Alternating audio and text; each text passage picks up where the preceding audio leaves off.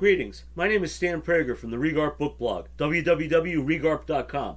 Today's podcast features my review of The Lost Founding Father, John Quincy Adams and the Transformation of American Politics by William J. Cooper.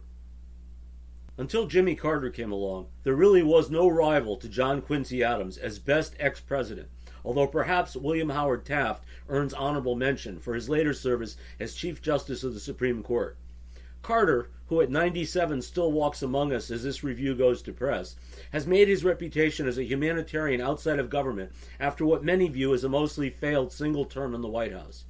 Adams, on the other hand, whose one term as sixth President of the United States was likewise disappointing, managed to establish a memorable outsized official legacy when he returned to serve his country as a member of the House of Representatives from 1831 until his dramatic collapse at his desk and subsequent death inside the Capitol building in 1848. Freshman Congressman Abraham Lincoln would be a pallbearer. Like several of the founders whose own later presidential years were troubled, including his own father, John Quincy had a far more distinguished and successful career prior to his time as chief executive.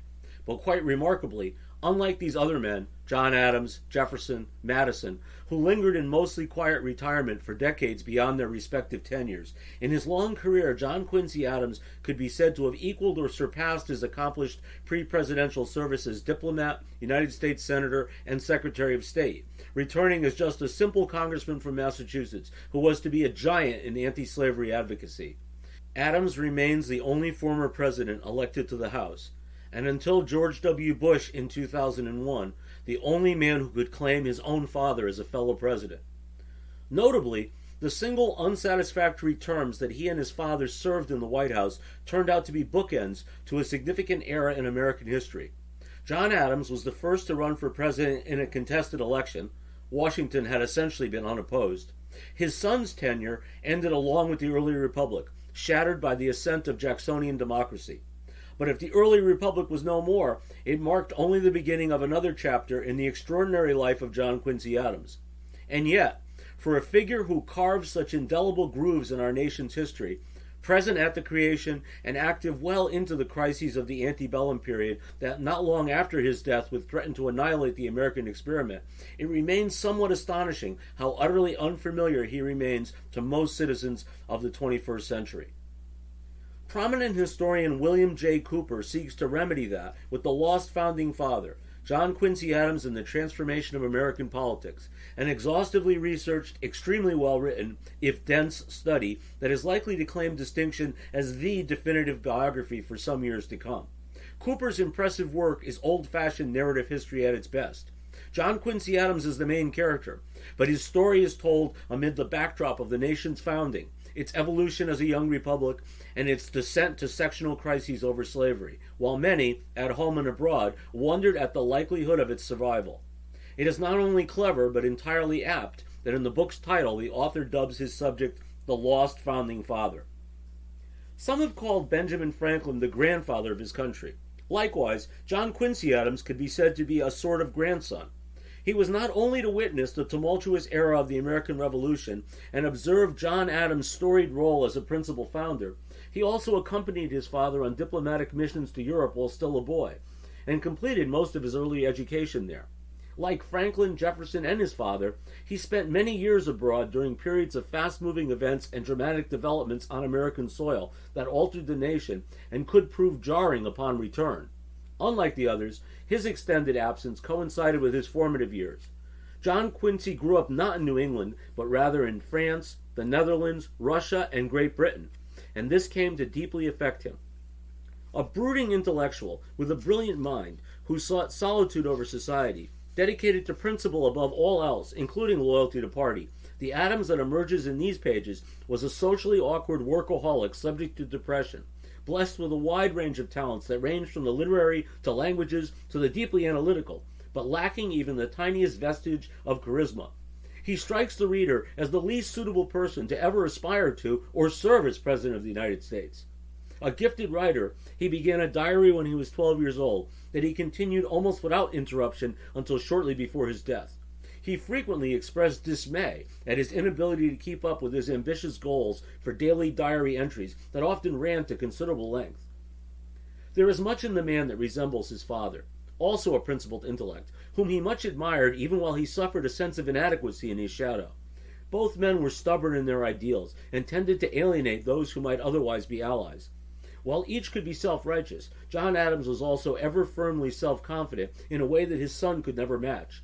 Of course, in his defense, the younger man not only felt obligated to live up to a figure who was a titan in the public arena, but he lacked a wife that was cut from the same cloth as his mother, with whom he had a sometimes troubled relationship.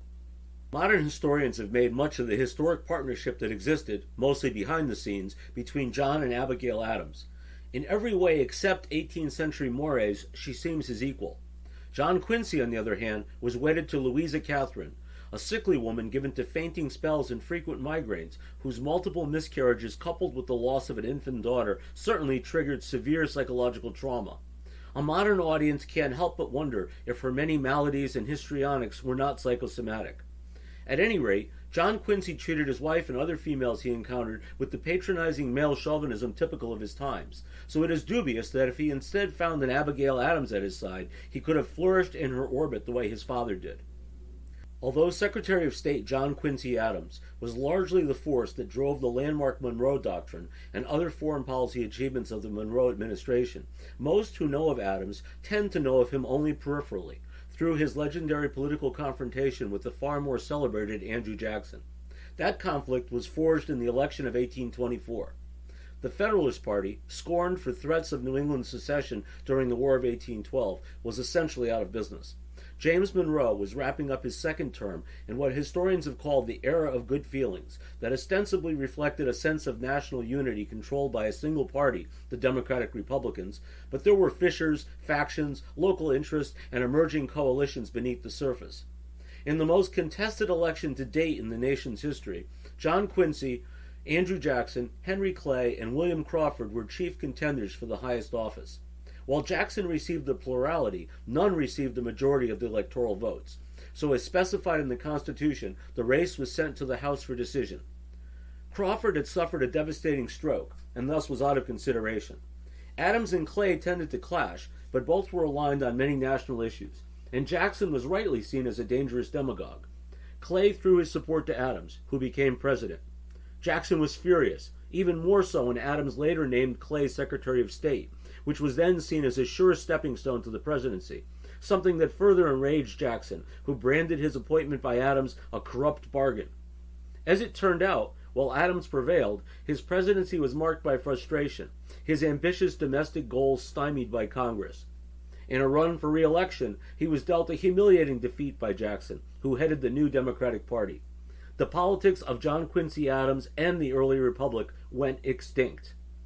While evaluating these two elections, it's worth pausing here to emphasize John Quincy's longtime objection to the nefarious, if often overlooked, impact of the 3/5 clause in the Constitution, which granted Southern slaveholding states outsized political clout by counting an enslaved individual 3/5 of a person for the purpose of representation. This was to prove significant, since the slave South claimed a disproportionate share of national political power when it came to advancing legislation or, for that matter, electing a president. He found focus on this issue while Secretary of State in the debate that swirled around the Missouri Compromise of 1820, concluding that, quote, the bargain in the Constitution between freedom and slavery had conveyed to the South far too much political influence. It's based the notorious 3/5 clause, which immorally increased Southern power in the nation. The past 2 decades had witnessed a Southern domination that had ravaged the Union. He emphasized what he saw as the moral viciousness of that founding accord. It contradicted the fundamental justification of the American Revolution by subjecting slaves to oppression while privileging their masters with about a double representation. Close quote. This was years before he was himself to fall victim to the infamous clause. As underscored by historian Alan Taylor in his recent work, American Republics, the disputed election of 1824 would have been far less disputed without the 3/5 clause, since in that case Adams would have led Andrew Jackson in the Electoral College 83-77, instead of putting Jackson in the lead 99-84. When Jackson prevailed in the next election in 1828, it was the South that cemented his victory. The days of Virginia planters in the White House may have passed, but the slave South clearly dominated national politics and often served as antebellum kingmaker for the White House. In any case, Adams' dreams of vindicating his father's single term were dashed. A lesser man would have gone off into the exile of retirement, but Adams was to come back, and come back stronger than ever as a political figure to be reckoned with, distinguished by his fierce anti-slavery activism. His abhorrence of human bondage ran deep, and long preceded his return to Congress. And because he kept such a detailed journal, we have insight into his most personal convictions. Musing once more about the Missouri Compromise, he confided to his diary his belief that a war over slavery was surely on the horizon that would ultimately result in its elimination.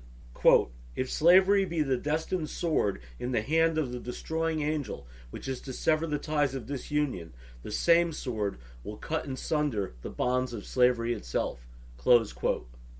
He also wrote of his conversations with the fellow cabinet secretary he most admired at the time, South Carolina's John C. Calhoun, who clearly articulated the doctrine of white supremacy that defined the South.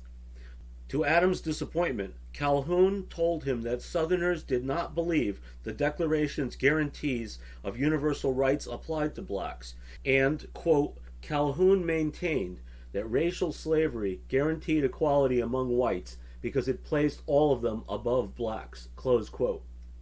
These diary entries from 1820 came to foreshadow the more crisis-driven politics in the decades hence, when Adams, his unhappy presidency long behind him, was the leading figure in Congress who stood against the South's peculiar institution and Southern domination of national politics. These were, of course, far more fraught times. He opposed both Texas annexation and the Mexican War, which he correctly viewed as a conflict designed to extend slavery. But he most famously led the opposition against the 1836 resolution known as the Gag Rule that prohibited House debate on petitions to abolish slavery, which incensed the North and spawned greater polarization. Adams was eventually successful, and the Gag Rule was repealed, but not until 1844. It has long been my goal to read at least one biography of each American president, and I came to Cooper's book with that objective in mind.